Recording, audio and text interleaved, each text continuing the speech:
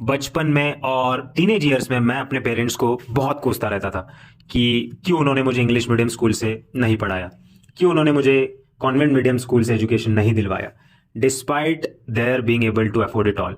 उनके पास उतना पैसा तो ज़रूर था, लेकिन फिर they prefer to enrol me in a non English medium school. I always hated them for this decision of theirs. But now when I look back I realise how wise and thoughtful that decision was. क्योंकि मैं जो इतना socially conscious हूँ, socially aware हूँ, मेरे अंदर जो humility है, एम्पैथी है, वो सिर्फ नॉन इंग्लिश मीडियम स्कूल में से पढ़ने की वजह से आई है। आई बिलीव दैट मेरा ग्राउंडेडनेस और ज़मीन से जुड़ा हुआ होना, जड़ों का अंदर तक होना, ये सिर्फ और सिर्फ वर्नैक्युलर मीडियम स्कूल से पढ़ने से आया है। वरना अगर मेरी इंग्लिश मीडियम से पढ़ाई होती तो मैं यकीनन उनके ही जैसा बन जाता, brain washed and disconnected from reality. और ऐसे लोगों की तादाद ना ही हजारों या लाखों में है, पर करोड़ों में है। मतलब दुनिया की majority of the population brain washed है, और ऐसे ब्रेन वॉश्ड और एवरेज लोगों के संग बाकियों का पाला पड़ा है।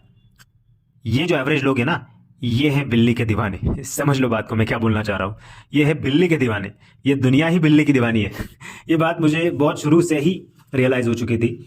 जब मैं पहली बार मुंबई में आया था, तब से 18 साल का था मैं, बड़ा ही नाइव था, इनोसेंट और दुनिया के तौर तरीके न जानने वाला गलिबल यंग छोकरा था मैं।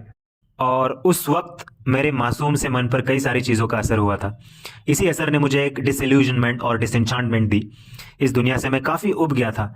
मुझे इसकी चिढ़ आती थी, गुस्सा आता था। इस दुनिया के कई सारे लोग आइदर ब्रेन वॉश्ड है या फिर आइवरी टावर में या बबल में बैठकर जीने वाले हैं। ये मुझे बात पता चल गई थी। मन करता था इनको ज़मीन पे लाकर पटक के पेल दूं। और इसी ख्याल से डेवलप हुआ मेरा एक ऑफेंसिव थॉट प्रोसेस। उसी दौरान मेरी मुलाकात हुई सलमान रश्दी के विचारों से। उनका एक विचार ये कहता है कि freedom of expression ceases to exist without freedom to offend. और फिर ये मेरा फेवरेट कोट बन गया। और ये कोट मैंने अपनाया while preparing for competitive exams, because during that time I was extremely frustrated about the societal system. Society के बंधनों ने और ऑब्लिगेशंस ने मेरी बचा के रख दी थी। तो उस वक्त इस कोट ने मुझे मोटिवेट करके रखा था। इसी कोट की बदौलत मैंने एक बहुत बड़ा फेसबुक पेज खड़ा कर दिया। The page had nearly 1.5 million followers thanks to the motivation given to me by this page. It was a complete crazy surrender to devil. मुझे लोगों को ऑफेंड करने में बेहतरीन मजा आने लगता था। लोगों को गुस्सा दिलाना और उनका पेशेंस टेस्ट करना, ये मुझे शैतानी खुशी देता था। और मेरे अंदर का ये एक डिफेंस मैकेनिज्म भी बन चुका था। And I am pretty much aware that this was my psychotic behaviour, जो बाहर आया था कुछ बिल्लीधारियों और सॉय बॉयज की वजह से। वैसे इनकी बात करूँ तो इन बिल्लीधारियों के पास ना आईक्यू है, ना अकल है, ना दूसरों को मदद करने की ख्वाहिश, ना ही इनके पास विजन है, ना ही लॉन्ग टर्म रिवॉर्ड पाने का motivation. Still this creatures impose their own set of beliefs and dictate their terms on us. और इनकी इन्हीं हरकतों की वजह से मेरा ये बिलीव कंसोलिडेट हो चुका था कि जब तक तुम फेमिनिस्ट को, सॉय बॉयज को, बीटा बक्स को ऑफेंड नहीं करोगे, तब तक ये अपनी हरकतों से बाज नहीं आएंगे। फिर क्या होना था?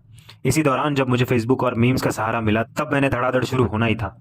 पेज पर मैं धड़ाधड़ मीम्स डाल के इनको ऑफेंड करता था। मेरी खुशी का ठिकाना ना रहता जब मैं anti feminist, anti atheist, anti beta man, anti system post डालता था। मेरे जैसे छोटे शहर के आदमी की पोस्ट कोई यूरोपियन या फिर कोई मैक्सिकन देखता था, अमेरिकन गोरा देखता था, तो मुझे नेक्स्ट लेवल का ही सेटिस्फैक्शन मिलता था। जब उनके कमेंट्स आते थे, मेरे ओपिनियन सुन ले जाने का मुझे सेटिस्फैक्शन मिलता था। I used to get elated जब लाइक्स मिलते थे, मेरी पोस्ट पर कमेंट आते थे। I used to get contentment that my voice is being heard. वही वॉइस जिसे सालों से दबाया गया था। घर वालों ने, रिश्तेदारों ने, समाज ने, ना मुझे कोई समझने वाला था, ना मेरी आइडियाज़ को वैल्यूज़ करने वाला। दोस्त तो थे मेरे, लेकिन उनकी समझ और पहुंच लिमिटेड ही थी, जो मेरे अनलिमिटेड आइडियाज़ को नहीं समझ पाई। ना के बराबर लोगों के साथ ही मैं हमेशा से ही रिलेट कर पाया। और अपने पीजी कॉलेज जेवियर्स में भी I just needed someone to talk who could understand my absurd ideas, innovations, creative expressions. पर किसी की इतनी औकात ही नहीं थी कि मैं ये सब उनको बता सकूं। Out of thoughts to sharing my great ideas, मैंने पूरे क्लास के सामने बता दिया था कि मेरा एक फेसबुक पेज है, मीम पेज है, मैं मीम्स बनाता हूँ, ऐसा है वैसा है। मैंने ये सब एक्साइटेड होकर बताया था। अब क्या करता, सीआईएसएफ के पिंजरे से आज़ाद जो हुआ था और इतना फ्रीडम जो मिला था इतने दिनों के बाद, तो मन मेरा तितर बितर तो करेगा ही ना। इसलिए ये सब किया, ना कि शो ऑफ करने के लिए।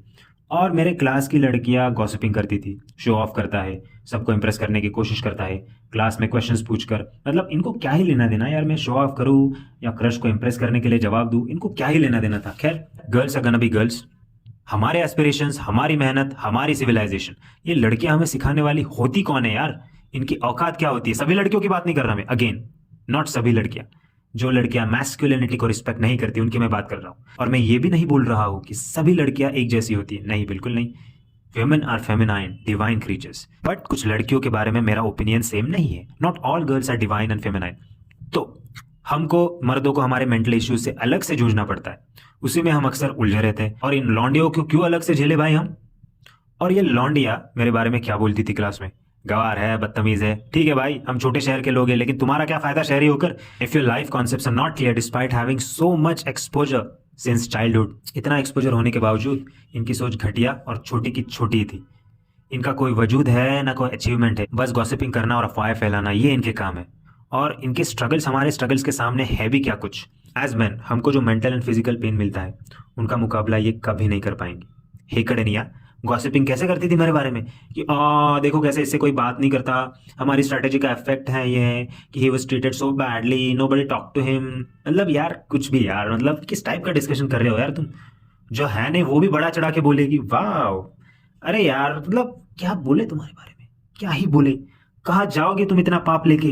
कर्म को तुमको हिसाब देना ही पड़ेगा एक ना एक दिन, कर्म को. फिर तुम कितने भी रो लो, गिड़गिड़ा जाओ, कुछ नहीं होगा. They are women.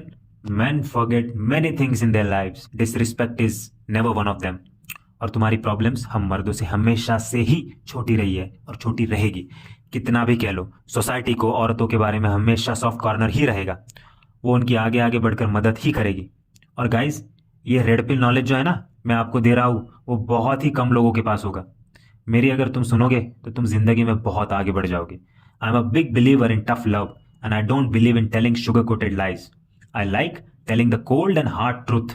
I tell you what your father figure or your parents never told you, and your school will never teach you. Either stay weak or rise from the ashes. Choice is yours.